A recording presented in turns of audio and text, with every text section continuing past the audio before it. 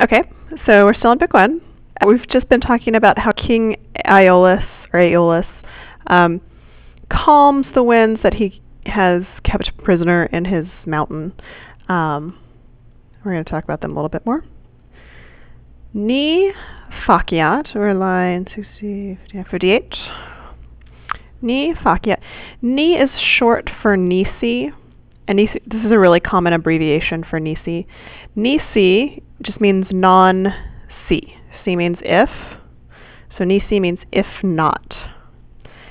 So if not faciat, and this is a present subjunctive, and after a word like nisi, the phrase is called, or the type of clause is called a conditional clause. He's going to give a condition. So if something should happen, then something else might happen or might not happen. So like if it rains, I would not go to school.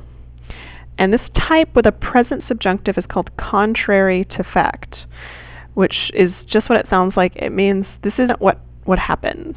So this is from facio facere, to do or make. So if he should not do this. So what that tells us is he is doing this. Right? If I weren't at work, I would be at home. Well, I am at work and I'm not at home, so that's contrary to fact. Like if I were an Oscar Mayer wiener, well, I'm not. So that's what contrary to fact is. Not like if it's raining, I won't go to the movie. Well, I don't know if it's raining or not. So there are other types of conditionals. So we know that he's doing this. So if he should not do this, or if he weren't doing this, then on that condition, Virgil's going to tell us what would happen. Maria, which is the plural of mare. Mare is neuter, so when it's plural, it's Maria. Maria ac, which means and we just saw one of these. So it's a sort of poetic, older form of saying et. After a while, all the ets and the quays get really boring, so they've come up with a few other ways to say and. So ac is one of them. Maria ac terras, and the lands. Caelum que. So here's another and, que. And caelum is the sky, and profundum describes caelum. So if I asked what modifies caelum, you'd say profundum. Or what does profundum modify? You'd say caelum. It describes caelum. Profundum means something like deep. Usually like you're so profound, you're so deep. But here when you're talking about the sky, you don't talk about the deep sky. You might talk about the high sky or the vast sky. So if you should not do this, the seas and the lands and the high sky, you might say deep sky. The deep sky. Quipe is just an interjection, like indeed. Ferant. Ferant is another present subjunctive in our contrary to fact. If he should not do this, this thing should happen. Or this thing would happen. Contrary facts are often called should-woulds. If this should happen, then this would happen. Right? If this should be, then that would be. Indeed, they would, and it's the subjunctive of fero, fere, tule, latus. They would carry. Rapidi, we're talking about the winds. The winds would carry. You could say the rapid winds, or you can say the winds in their madness, sort of while being rapid. They would carry secum. Cum is with, and se is with themselves.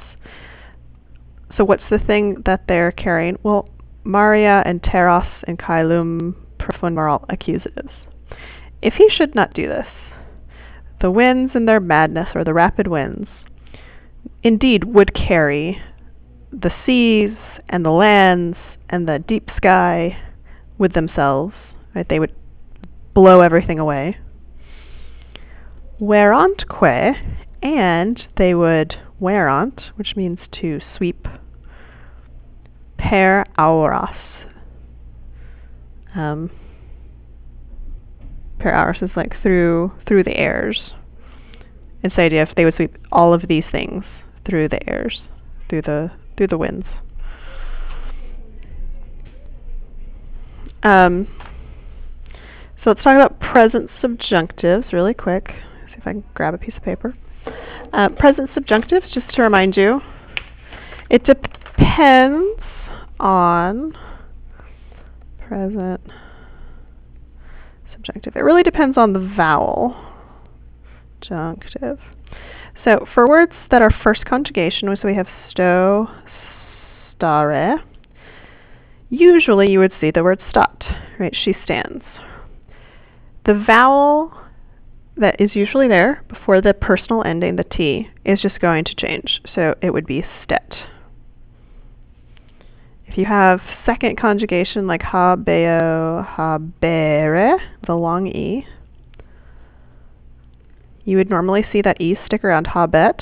So these are just the normal she stands, he has. Stet would be she would stand, or he would stand. Habet is going to change to habeat. So we added an A. If it's third conjugation, these are words like we saw in the, like werant is third. It goes wero, were. Let's do that one. Wero, were. So short ERE for wero, were. Long ERE for habeo, habere. Third conjugation, normally what you would see is an IT, wear it. That just means she is sweeping, or he is sweeping. And we get an AT for the subjunctive. So in the subjunctive, this means she might sweep, or she would sweep. If it's a word like facio, facere, so this is third, facio, facere. It has a short ERE for its infinitive, so it has to be third. But this IO in the first principal part, facio, facere, feci, factus, changes things up a little bit. When we make our subjunctive here, if it did the same thing that werat did, it would just be facat. But because of the I in facio, there's going to be an I here, faciat. So that's where we got this. Ni faciat, if he should not do this. And then last, fourth conjugation, which is going to be like audio, audire with an IRE. And normally you would see present is just audit. She hears, he hears. Let's see, caviar. Okay. Audiat would be the subjunctive. Let him hear, you could say, or she would hear. So usually people have little phrases. I don't know what you guys learned last year, but I know let's eat caviar. Let's eat caviar as a way to remember the vowels. First conjugation is E, second is EA, third is just A, and fourth is IA. So if we look here, we can see pharaoh is in irregular, and it's acting like a third conjugation. Pharaoh, ferrant is the subjunctive of pharaoh, fere. If it were just present tense, it'd be ferunt with a U. Okay, so that's present subjunctives, which are used in contrary to fact conditional statements. All right?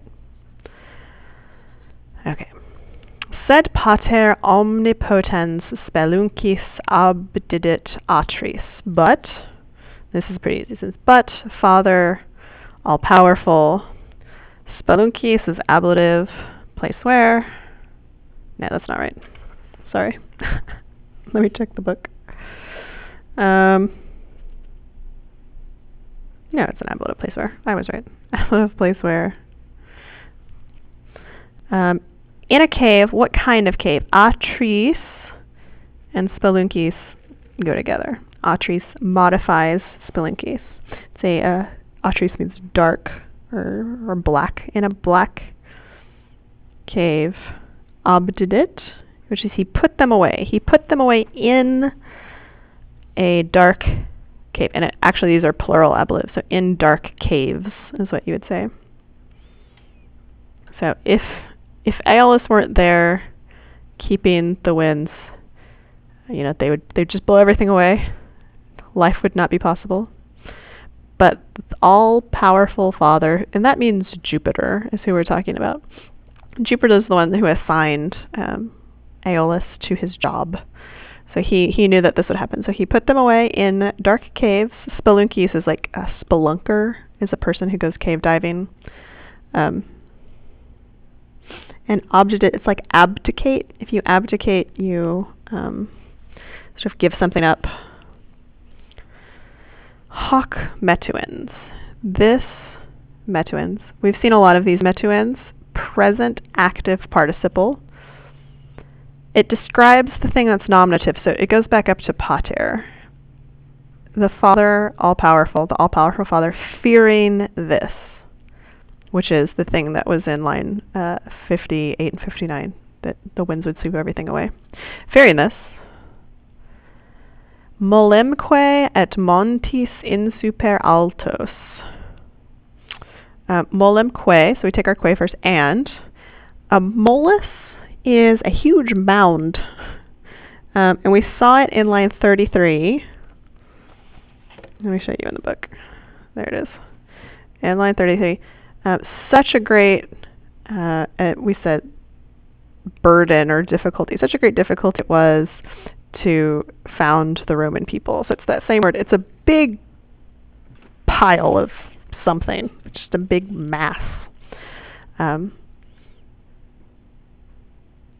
So you can say a mass, a burden, a structure, and a mass. And montes is really montes. We just saw this. Is endings can sometimes be ace endings. And that way, it goes with altos. And tall mountains. In super means above. And a huge mass. Molem is by itself huge. A huge mass and tall mountains above, imposuit, he placed. Obdidit and imposuit are both perfect tenses. We've been doing a lot of present tense about the winds moan and they rage and they do this. These are all perfect tenses. Jupiter put them away. He hid them, and he placed. Just as a reminder, one perfect tense marker is something called reduplication. So like do, dare, dedi means to give, and this is from do, dare, dedi. Obdidit. When you have a reduplication or two of the same sound that normally is in there, kuro, it's to run, kuro, kurere, kukuri. So there's two C's. Kukurit is he ran. S's and U's also are letters that indicate the perfect tense. If this were present tense, it'd be imponit, P-O-N-I-T. And in the perfect, it changes to imposuit. Okay. Regemque dedit. So here's our do, dare, dedi. This is the perfect. He gave a king. That's Aeolus, is who we're talking about. Qui foedere certo. Who, foedere is a great word. It's where we get like confederation or federal. It means alliance or agreement. And this is an ablative of manner. So you'd say something like in a certain agreement or with a fixed agreement, which is good. He gave them a king who, with a fixed agreement, et premere et laxas sciret dare usus habenas. Alright, let's try to dissect this. Sciret's our verb, who would do this thing. And sciret, you want some infinitives that he would know to do something. So our infinitives are premere and dare, which we've been talking about, do, dare, to give. And you always give something, you can't just give. So the thing that is given, we're looking for accusatives. As, habenas, laxas. There are a few endings that aren't ambiguous, and as is one of them. This has to be accusative plural. And so does habenas. And whenever you have that ending, the A's are long, that'll help you scan. Right, like dare, infinitive A's are long. We have two ets. Make sure you say both something and something else.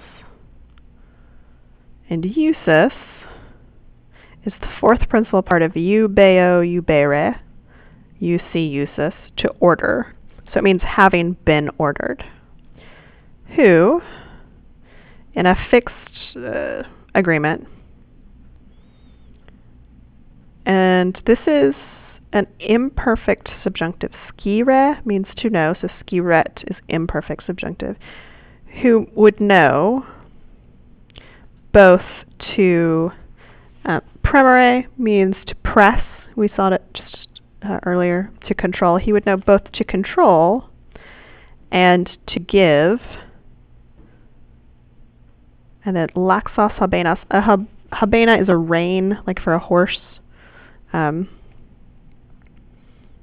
R-E-I-N, yeah, rein.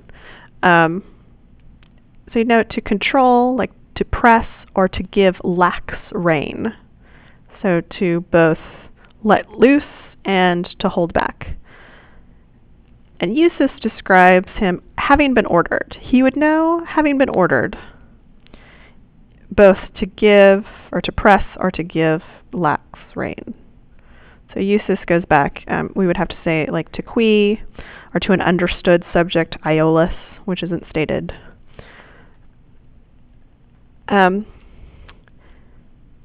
Skiret is subjunctive in a relative clause of characteristic, which is, I think, the most bogus subjunctive in the world, but I'll tell you what it means, although I'm not a fan. So qui introduces a relative clause. Someone, right, I'm a teacher who often comes to work. So who, blah, blah, blah. In relative clauses that describe people and what they normally do, you often find subjunctives, but not always. So how do you know if something should be a relative clause of characteristic? Because it is a relative clause of characteristic. If there's a subjunctive, then it's a relative clause of characteristic. This sentence would be perfectly fine with a regular indicative verb. It wouldn't change anything. So that's why I think they're bogus. Because you could put either there and be right. If it were like a purpose clause, you have to have a subjunctive. But in a relative clause, you can have a normal verb. Anyway, it's bogus. But that's why it's subjunctive. So if someone asks you. Alright, and this usus, having been ordered, the book says, you know, it means having been ordered by Jupiter. Aeolus doesn't get to take his own, his own reins. He doesn't get to make the orders himself. He takes orders from Jupiter. Okay, one more line. Ad quem, to whom, then, Juno. So to whom, we're talking about Aeolus. To Aeolus, then, Juno. Suplex, we also just saw when Juno was lamenting that no one would give her favors as a suppliant. A suppliant is someone who comes to beg. So Juno as a suppliant. She's coming to beg Aeolus. His vocibus usa est. His vocibus, is and ibus are common endings that you're going to see together very often. Make sure you know that things that end in is and ibus go together. These are both ablative plural.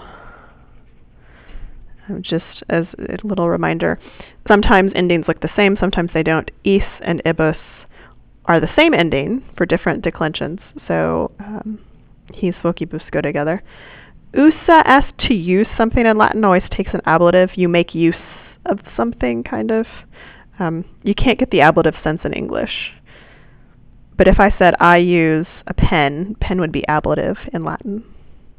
So Juno as a suppliant used. His vocibus means these voices, but what it means really is these words.